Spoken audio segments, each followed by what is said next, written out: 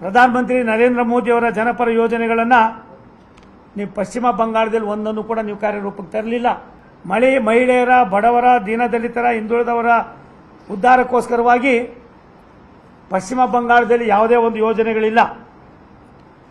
ಆದರೆ ನೀವು ಮಾಡಿದ ಒಂದೇ ಒಂದು ಕೆಲಸ, ಬಾಂಗ್ಲಾದೇಶದ ನುಸುಳುಕೋರರಿಗೆ ಚಾಪೆ ಹಾಕಿ ಮನೆ ಹಾಕಿ ತಾವು ಒಳಗಡೆ ಬಿಟ್ಕೊಂಡು ಅವರು ಕೂಡ ಅಲ್ಲಿ ಬದುಕಿ ಅವರನ್ನು ಕೂಡ ನಾವೆಲ್ಲ ಒಂದು ಕಡೆ ಭಾರತೀಯರು ಅಂತ ಮಾಡ್ತಕ್ಕಂಥ ಪಾಪದ ಕೆಲಸವನ್ನು ತಾವು ಮಾಡ್ತಾರೆ. ಆದ್ರಿಂದ ತಾವು ಏನು ಮಹಿಳಾ ಒಂದು ಮೀಸಲಾತಿಯನ್ನು ನಾವು ತಂದಾಗ ಅದಕ್ಕೆ ಪಾಪಕ್ಕೆ ಗುರಿಯಾಗಿ ಇವತ್ತು ಈ ಪಾಪದ ಕೆಲಸದಲ್ಲಿ ನೀವೆಲ್ಲ ಭಾಗಿಯಾಗಿದ್ದೀರಿ. ಇವತ್ತು ಶ್ಯಾಮ್ ಪ್ರಕಾಶ್ ಮುಖರ್ಜಿಯವರ ಕನಸು ನನಸಾಗಿದೆ. ಪಶ್ಚಿಮ ಬಂಗಾಳದಲ್ಲಿ ಬಿಜೆಪಿಯ ಐತಿಹಾಸಿಕ ಗೆಲುವಾಗಿದೆ. 2011ರಲ್ಲಿ 1 ಸೀಟ್ ಇರಲಿಲ್ಲ. 2016ರಲ್ಲಿ 11 ಸೀಟ್ಗಳನ್ನು ನಾವು ಗೆದ್ವಿ. 2021ರಲ್ಲಿ 77 ಸೀಟ್ಗಳನ್ನು ಗೆದ್ವಿ. ಇವತ್ತು 206 ಸೀಟ್ಗಳನ್ನು ಗೆಲ್ಲಿಸಿ ಭಾರತೀಯ ಜನತಾ ಪಕ್ಷ ಒಂದು ರಾಷ್ಟ್ರೀಯ ಪಕ್ಷವಾಗಿ ಅನ್ನೋದಕ್ಕಿಂತ ಹೆಚ್ಚಾಗಿ ಭವಿಷ್ಯದ ಭಾರತದಲ್ಲಿ ಬಂಗಾಳವನ್ನು ಕೂಡ ಅಭಿವೃದ್ಧಿ ಮಾಡ್ತಕ್ಕಂಥದಕ್ಕೆ ರಾಷ್ಟ್ರದ ಪ್ರಧಾನಮಂತ್ರಿಗಳ ಒಂದು ದೂರದೃಷ್ಟಿಯ ಚಿಂತನೆ ಏನಿತ್ತು, ಇದಕ್ಕೆ ಆ ಜನ ಇವತ್ತು ನಮಗೆ ಶಕ್ತಿಯನ್ನು ಕೊಟ್ಟಿದ್ದಾರೆ.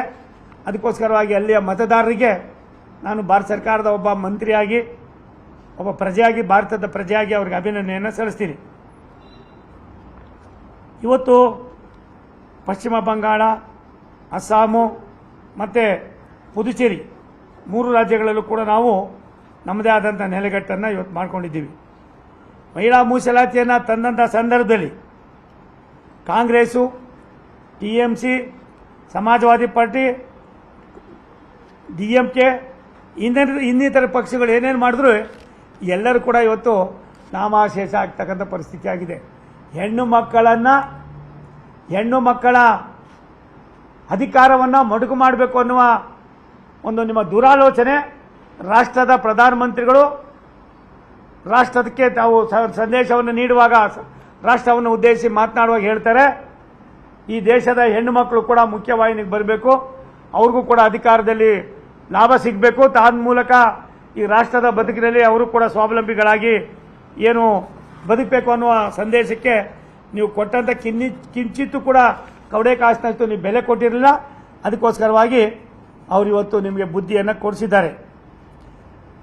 ಮಹಿಳಾ ವಿರೋಧಿ ಅಲೆ ಎಷ್ಟು ಮಟ್ಟಿಗಿತ್ತು ಅನ್ನೋದಕ್ಕೆ ಅಲ್ಲಿಯ ಚುನಾವಣೆಯಲ್ಲಿ ನಡೆದಂಥ ಮತದಾರರ ಏನು ಓಟಿನ ಸಂಖ್ಯೆ ಪ್ರಾಯಶಃ ವಿಶ್ವದಲ್ಲಿ ಯಾವತ್ತೂ ಕೂಡ 92% ಓಟ್ ಆಗಿರ್ತಕ್ಕಂಥ ಉದಾಹರಣೆಗಳಿಲ್ಲ ಅಂತ ಅದಕ್ಕೋಸ್ಕರವಾಗಿ ಎಲ್ಲರೂ ಒಟ್ಟಾಗಿ ಸೇರಿ ನಿಮ್ಮ ಪಾಪದ ಕೊಡಕ್ಕೆ ಎಲ್ಲ ಒಂದು ಕಡೆ ಕೂಲಿ ಸ್ಟಾಪನ್ನು ಹಾಕಿದ್ದಾರೆ. ಆದ್ದರಿಂದ ಮೋದಿಜಿಯವರ ಜನಪ್ರಿಯ ಕಾರ್ಯಕ್ರಮಗಳು, ಬಡವರ ಬಗ್ಗೆ ಇದ್ದಂಥ ಅವ್ರಿಗೆ ಎಷ್ಟು ಕಾರ್ಯಕ್ರಮಗಳನ್ನು ನಿಮಗೆ ಕೊಟ್ಟರು, ಯಾವುದಾದ್ರು ಒಂದು ಕೂಡ ನೀವು ಮಾಡಿಲ್ಲ. ಮಹಿಳಾ ಮತ್ತು ಸುರಕ್ಷತಾ ಯೋಜನೆಗಳು, ಮಹಿಳೆಯರ ಮೇಲೆ ಅಪರಾಧ ತ್ವರಿತವಾದ ವಿಚಾರಣೆಗೋಸ್ಕರವಾಗಿ 123 ಕೋಟಿಗಳನ್ನು ಮಾಡ್ತಾರೆ. ಒಂದನ್ನು ಕೂಡ ಇವರು ಕಾರ್ಯರೂಪಕ್ಕೆ ತರಲಿಲ್ಲ. ಮಮತಾ ಬ್ಯಾನರ್ಜಿಯವರು ವೆಸ್ಟ್ ಬೆಂಗಾಲ್ನಲ್ಲಿ ಸಾಹೇಬ್ರೆ 123 ಕೋಟಿ. ಅದಲ್ದಿರ ಮಹಿಳಾ ಸಹಾಯವಾಣಿಯನ್ನು ಜಾರಿ ಮಾಡಬೇಕು ಅಂತ ಕೇಂದ್ರ ಸರ್ಕಾರ ಸೂಚನೆ ಕೊಡ್ತದೆ.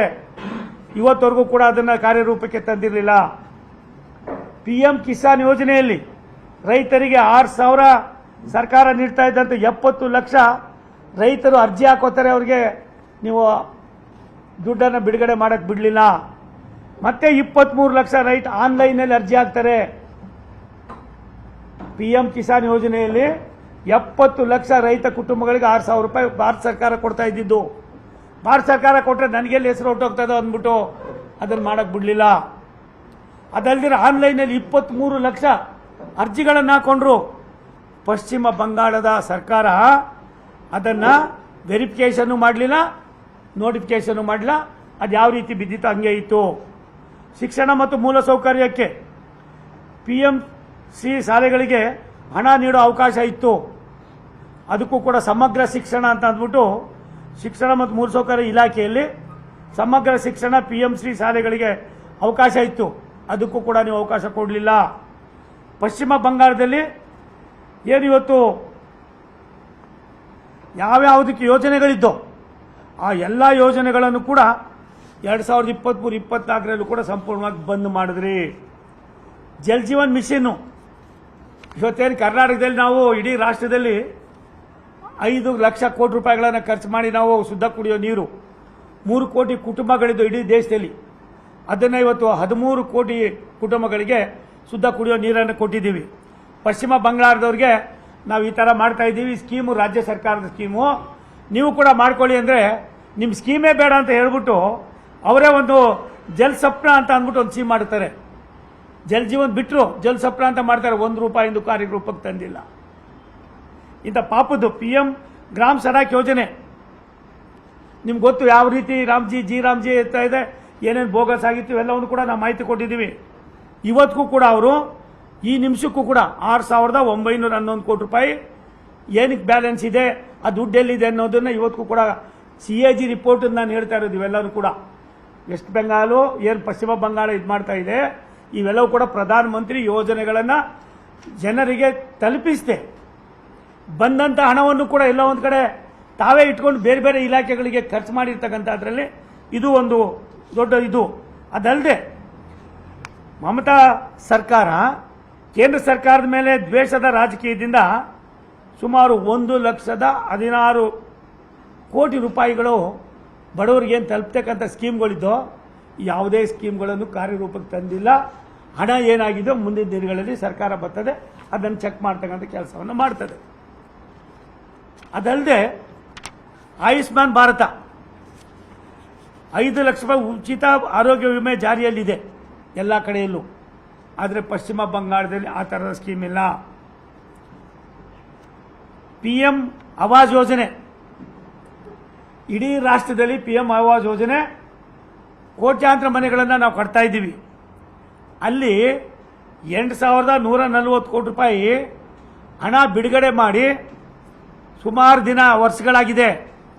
ಒಬ್ಬರಿಗೂ ಕೂಡ ಹಣವನ್ನು ಕೊಡೋದಕ್ಕೆ ಆಗಲಿ, ಆ PM ಕಿಸಾನ್ ಯಾರ ಫಲಾನುಭವಿ ಇದ್ದಾರೆ ಅಂಥವ್ರಿಗೆ ನಾವು ಹಂಚಬೇಕು ಅನ್ನೋದಾಗಲಿ ಒಂದು ದಿನಾನೂ ಕೂಡ ಇವರು ಯೋಚನೆ ಮಾಡಿಲ್ಲ. ದುರಂತ ಏನಂದ್ರೆ ಭಾರತ ಸರ್ಕಾರ ಕೊಡ್ತಕ್ಕಂಥ ಎಲ್ಲ ಯೋಜನೆಗಳನ್ನು ಕೂಡ ಇವರು ಒಂದೇ ಒಂದು ಯೋಜನೆಯನ್ನು ಕೂಡ ಕಾರ್ಯರೂಪಕ್ಕೆ ತಂದಿಲ್ಲ. ದೇಶದಲ್ಲಿ ಭಾರತದಲ್ಲಿ ಪಶ್ಚಿಮ ಬಂಗಾಳವು ಕೂಡ ಇದೆ ಅನ್ನೋದನ್ನು ರಾಷ್ಟ್ರಕ್ಕೆ ತೋರ್ಪಡೆ ಮಾಡ್ತಕ್ಕಂಥದ್ದು. ಭಾರತೀಯರ ಸಾರ್ವಭೌಮತೆಯಲ್ಲಿ ಈ ದೇಶದ ಇತಿಹಾಸದಲ್ಲಿ ದೇಶವನ್ನು ಮುನ್ನಡೆಸ್ತಕ್ಕಂಥದಕ್ಕೆ ಭಾರತ ದೇಶದ ಒಂದು ಅವಿಭಾಜ್ಯ ಅಂಗ ಪಶ್ಚಿಮ ಬಂಗಾಳ ಅನ್ನೋದಕ್ಕೂ ಕೂಡ ಈಕೆ ಅದಕ್ಕೆ ಅವಕಾಶ ಕೊಡ್ದಿರ ಇವ್ರದೇ ಒಂದು ಸಾಮ್ರಾಜ್ಯವನ್ನು ಕಟ್ಟಿಕೊಂಡು ಎಲ್ಲ ಒಂದು ಕಡೆ ಒಂದು ವರ್ಗದ ಜನರನ್ನು ತೃಪ್ತಿಪಡಿಸೋದಕ್ಕೋಸ್ಕರವಾಗಿ ಇಡೀ ಪಶ್ಚಿಮ ಬಂಗಾಳವನ್ನು ಸತ್ಯಾನಾಶ ಮಾಡಿ 15 ವರ್ಷಗಳ ಕಾಲ ದುರಾಡಳಿತ ಮಾಡಿ ಅದರ ಪ್ರತಿಫಲವಾಗಿ ಇವತ್ತು ಪಶ್ಚಿಮ ಬಂಗಾಳದ ಜನ ರಾಷ್ಟ್ರದ ಪ್ರಧಾನಮಂತ್ರಿ ನರೇಂದ್ರ ಮೋದಿಯವರ ಒಂದು ತೀರ್ಮಾನಕ್ಕೆ ತಲೆಬಾಗಿದ್ದಾರೆ. ಆ ತೀರ್ಮಾನದ ಫಲವೇ ಇವತ್ತು ನಮ್ಮ ಸರ್ಕಾರ ಅಲ್ಲಿ ಬರೋದಕ್ಕೆ ಕಾರಣ ಆಗಿದೆ. ನಿರ್ಭೀತ, ನಿಷ್ಪಕ್ಷಪಾತ, ವಿಶ್ವಾಸಾರ್ಹ ಸುದ್ದಿಗಳಿಗೆ ಮತ್ತೊಂದು ಹೆಸರಾಗಿರೋ ನ್ಯೂಸ್ 18 ಕನ್ನಡ ಈಗ ಆಪ್ನಲ್ಲೂ ಲಭ್ಯ ಇದೆ. ದಯವಿಟ್ಟು ಇಲ್ಲಿರೋ QR ಕೋಡ್ ಅನ್ನು ಸ್ಕ್ಯಾನ್ ಮಾಡಿಕೊಂಡು ಆಪ್ ಡೌನ್ಲೋಡ್ ಮಾಡೋದಕ್ಕೆ ಮರಿಬೇಡಿ. ನಿಮ್ಮ ಬೆಂಬಲ ಹೀಗೆ ಸದಾ ನಮ್ಮೊಂದಿಗಿರಲಿ. ಧನ್ಯವಾದ.